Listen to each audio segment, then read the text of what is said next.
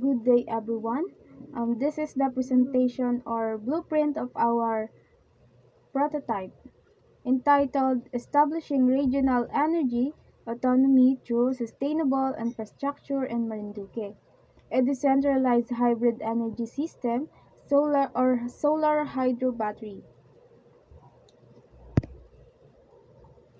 Let's proceed in introduction.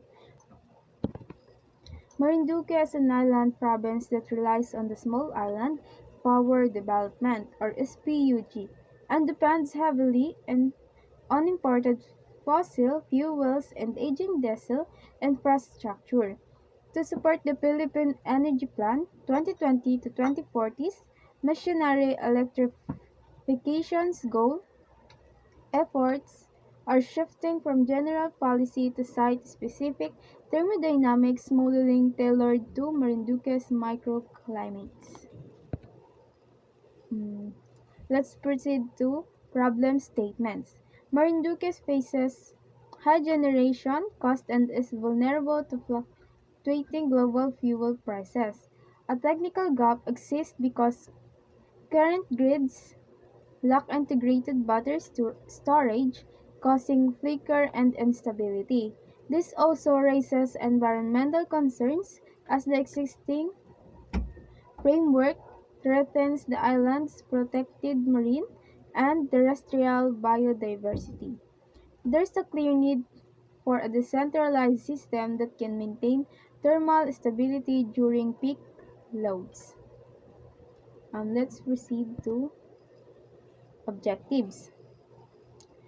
Um, Create decentralized hybrid energy system or solar hydro battery.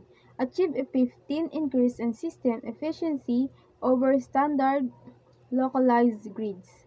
Reduce reliance on the mainland diesel grid by 40% within 5 years. Use second law thermodynamics to minimize energy quality degradation.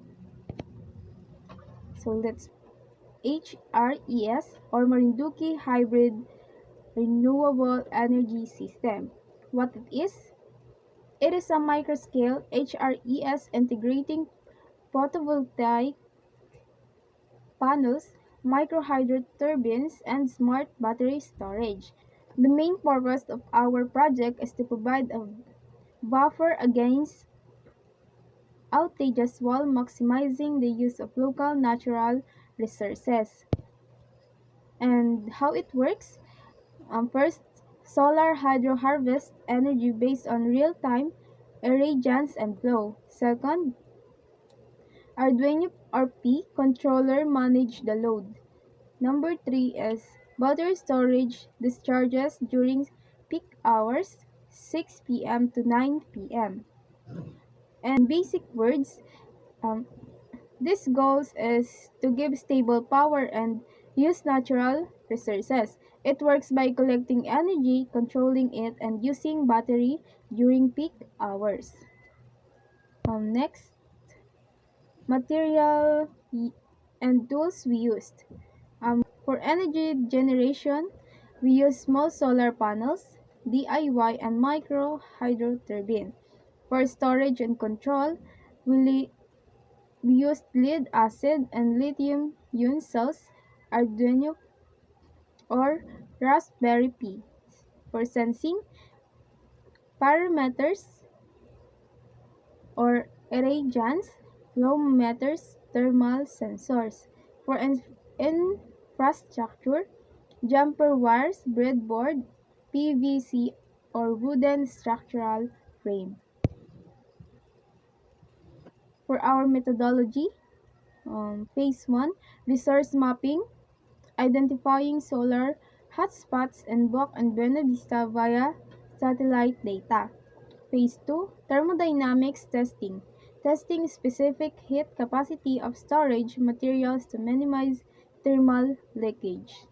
For Phase 3, simulation, load profile matching or matching discharge to 6 p.m. to 9 p.m. peak. Phase 4, financial modeling, calculating IRR and or internal rate to return and payback period.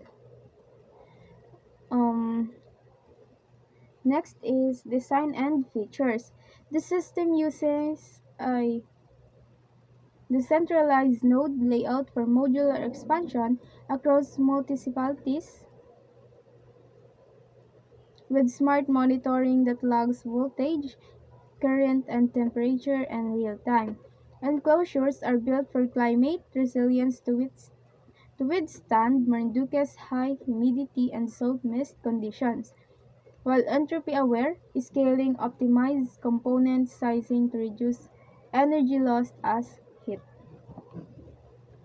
For the design and features, the system is divided into small units per area. It can expand easily. It has monitoring to track energy use. It is built to handle humid and salty environment. It is also reduces energy waste. For the advantages and benefits, the proposed system improves reliability by eliminating flicker and stabilizing the local microgrid. It's economical, offering a lower long-term, levelized cost of energy than DESL. Framework is scalable and can be replicated in other archipelagous regions of the Philippines, while also delivering environmental benefits through a significant reduction in carbon footprint and oil spill risk. The limitations. The proposed system improves reliability by eliminating flicker and stabilizing the local microgrid. It's economical, offering a lower long-term levelized cost of energy than DESL. The framework is scalable and can be replicated in other archipelagic regions of the Philippines, while also delivering environmental benefits through significant reduction in carbon footprint and oil spill risk. For the conclusion, establishing energy autonomy in Marinduque is technically feasible using hybrid renewable energy systems. By applying thermodynamic principles like entropy minimization, we can achieve higher efficiency than traditional off-the-shelf setups. Localized site-specific modeling is key to moving from missionary electrification to true energy sovereignty.